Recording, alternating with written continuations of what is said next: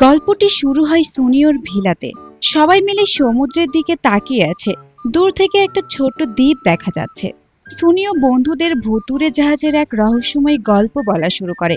সে জানায় ওই দ্বীপের কাছে একটা ভুতুড়ে জাহাজ দেখা যায়। জাহাজটি দূর থেকে ঝাপসাভাবে ভেসে ওঠে, তারপর হঠাৎ করে একদম চোখের সামনে চলে আসে। লোকমুখে শোনা যায় ওই জাহাজে সেই সব ভূতেরা থাকে যারা বন্দরে ফিরতে পারেনি এবং সমুদ্রের বুকে ঘুরে বেড়ায়। তারা নাকি নাবিকদের ধরে নিয়ে যায়। নোবিতা যখন এই গল্প শুনে ভয় পেয়ে যায়, তখন সুনিও হঠাৎই হেসে ওঠে। সে বলে, হা হা হা, আমি শুধু মজা করছিলাম। ভুতুরে জাহাজ বলে কিছুই হয় না, গল্পটা আমি বানিয়ে বলেছি। এরপর সুনিও নোবিতাকে অপমান করে বলে সে যদি যেতে না চায় তবে যেন বাড়িতে বসে বাড়ি পাহারা দেয়। সুনিও ও তার বন্ধুরা সুনেকেচির নৌকা করে সানসেট ক্রুজ উপভোগ করতে বেরিয়ে পড়ে এবং নোবিতাকে পেছনে ফেলে রেখে যায়। নোবিতা একা পড়ে গিয়ে কাঁদতে থাকে। সুনিওর এমন উদ্ধত আচরণে সে খুব ভেঙে পড়ে। ঠিক তখনই ডোরেমন আসে। নোবিতা কাঁদতে কাঁদতে ডোরেমনকে সব খুলে বলে। ডোরেমন সিদ্ধান্ত নেয় তারা সুনিওর উপরে প্রতিশোধ নেবে। সে বের করে মরিচিকা ক্যামেরা বা মিরাজ ফটোগ্রাফ নামের একটি জাদুকরি গ্যাজেট। ডোরেমন গ্যাজেটটি ব্যাখ্যা করে জানায় এটি দিয়ে যে কোনো জিনিসের ছবি তুললে সেই বস্তুর একটি প্রতিচ্ছবি মরিচিকার মতো তৈরি হয়। সে নোবিতাকে শেখায় প্রথমে যে জিনিসটির ছবি তুলতে চাও সেটির দিকে ক্যামেরা তাক করে শাটার চাপো, তারপর মরিচিকা ছবিতে ট্যাপ করো। তারা একটি নৌকার ছবি তুললে সেটিকে বড় করে ফেলে। গ্যাজেটের কন্ট্রোলার ব্যবহার করে তারা নৌকাটিকে নিজেদের পছন্দ মতো সাইজে নিয়ে আসে। ডোরেমন আরো জানায় এতে ইনভিজিবল মোড বা অদৃশ্য হওয়ার মোড আছে, যা আলোর প্রতিসরণ ব্যবহার করে নৌকাটিকে সবার চোখের আড়ালে রেখে দেয়। ভুতুরে জাহাজের অবয়ব তৈরি করতে তারা নৌকাটিকে ভয়ঙ্করভাবে সাজিয়ে তোলে। সুনিও এবং তার বন্ধুরা সমুদ্রের নৌকা নিয়ে অনেক দূর চলে এসেছে। তারা সূর্যাস্তের লাল রঙের রাঙানো সমুদ্রের সৌন্দর্য উপভোগ করছে। এমন সময় হঠাৎ তাদের সামনে একটি নৌকা ভেসে ওঠে।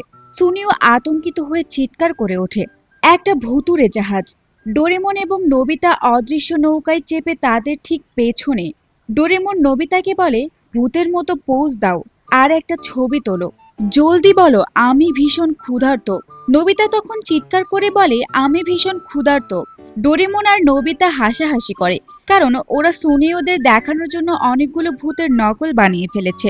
নোবিতাদের সেই ভূতের গল্পের নাবিকদের অদৃশ্য হয়ে যাওয়ার কথা মনে পড়ে যায়। সে অভিনয় করে চিৎকার করে বলে, সবাই একটা ভুতুরের জাহাজ এসেছে, তাড়াতাড়ি ফিরে চলো। কিন্তু হঠাৎ ডোরেমন আর নোবিতা অবাক হয়ে দেখে যে সুনিও সেখানে নেই। সুনিও তখন আতঙ্কিত হয়ে চিৎকার করতে থাকে, কারণ সে সত্যিই একটা ভুতুরের জাহাজ দেখতে পায়। তারা দেখে একটা বাড়তি ভূত এসে তাদের ছোট্ট নৌকাটিকে টেনে নিয়ে যাচ্ছে, আর সুনিও বাঁচার জন্য আর্তনাদ করতে থাকে। ডোরেমন নোবিতাকে একটি সাঁতারের রিং দিতে আসে এবং নৌকায় তাদের দেখে অবাক হয়ে জিজ্ঞেস করে তারা সেখানে কি করছে। সুনিও তখন দাবি করতে থাকে যে ভূতের জাহাজটা সত্যি, কিন্তু নোবিতা বিরক্ত হয়ে বলে সে নিশ্চয়ই ভুল কিছু দেখেছে। এর মধ্যেই খবর আসে গত রাতে উপদ্বীপের কাছে একটি অজ্ঞাত জাহাজ দেখা গেছে। একজন প্রত্যক্ষদর্শীর তোলা ছবি দেখে ডোরেমন ও নোবিতা বুঝতে পারে যে এটি তাদের তৈরি করা মরিচিকা ক্যামেরা দিয়ে বের করা নৌকা, যা আসে আর হারিয়ে যায়। দেখলে, আমি তো তোমাদের বলেই ছিলাম সত্যি একটা ভুতুরে জাহাজ আছে। এটা ঠিক সেটাই, জাহাজে অনেক নাবিক আছে, এটা একটা ভুতুরে জাহাজ। নোবিতা ও অন্যরা এটা নিয়ে তর্কে লিপ্ত হয়। কেউ এটাকে ভুতুরে জাহাজ বলে, কেউ বা মরিচিকা। কথার মোড় ঘুরে যায় জাদুর দিকে। ডেগিসুকি একটি বল দেখিয়ে বলে, এতে কোনো কৌশল বা ফাঁদ নেই। 1 2 3 মুহূর্তেই বলটি একটি ফুলে পরিণত হয়। ডেকিসুকি এরপর একটি খালি নল দিয়ে ফুল বের করে দেখিয়ে বলে, যদি তুমি খালি নলটা একটা ফুলের ওপরে রাখো আর 1 2 3 ওয়াও, এই নাও, দয়া করে এটা গ্রহণ করো। এই জাদু দেখে সিজুকা মুগ্ধ হয়ে বলে, কি সুন্দর ডেগিসুকি, তুমি সত্যি সবকিছু পারো, আমি তোমাকে খুব শ্রদ্ধা করি। সিজুকার প্রশংসা শুনে নোবিতা মনে মনে ভাবে, ডিপার্টমেন্টাল স্টোর থেকে কেনা জাদুর সেট নিয়ে যে কেউ ওই রকম জাদু দেখাতে পারে। ডোরেমন তাকে মনে করিয়ে দেয় যে সে অনেক সেট কিনলেও সফল হয়নি।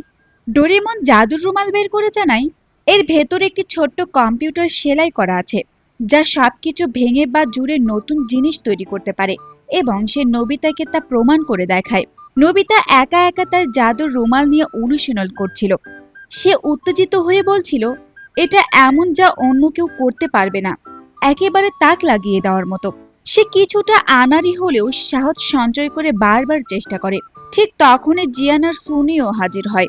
নোবিতাকে জাদুর খেলা দেখাতে দেখে তারা অবাক হয়ে যায়।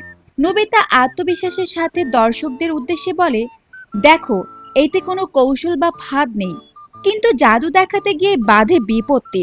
নোবিতা যখন জাদু দেখানোর চেষ্টা করে তখন কিছুই বের হয় না। সে বিভ্রান্ত হয়ে নিজের টিফিন বক্স খুঁজতে শুরু করে। তখন সে নিজের ভুল বুঝতে পেরে বলে, ওটা কোথায় গেল? আমার টিফিন বক্স? এইটা তো আমার রুমাল। ধুর, এখন আমি এটা সিজুকাকে দিতে পারবো। নোবিতা এই ভুল নিয়ে জিয়ান ও সুনিওর সাথে তার ঝামেলা শুরু হয়। কিন্তু হঠাৎ করে নোবিতা সবার চোখের সামনে গায়েব হয়ে যায়, যা সবাইকে বেশ আতঙ্কিত করে তোলে। ঘটনাটি বেশ রহস্যময় হয়ে ওঠে। ডোরেমন ও বাকি বন্ধুরা তাকে খুঁজতে বের হয়। তারা ভাবে নোবিতা যেহেতু আনাড়ি, নিশ্চয়ই কোনো বড় ভুল করে ফেলেছে। সবাই চিন্তিত হয়ে তাকে খুঁজতে থাকে। এমন সময় বৃষ্টি শুরু হয়। নোবিতার কণ্ঠস্বর ভেসে আসে। সে নিজের ভুল নিয়ে আক্ষেপ করছে, আমি সাধারণ কাজগুলোই পারি না, অথচ এইসব জিনিসের জন্য হাত বাড়াই। সে বলে, ভাগ্য বা দুর্ভাগ্য নিজের উপরে নির্ভর করে। জীবনের এই উত্তেজনার মুহূর্তগুলোকে পকেটে ভরে নেওয়ার কথা বলে সে।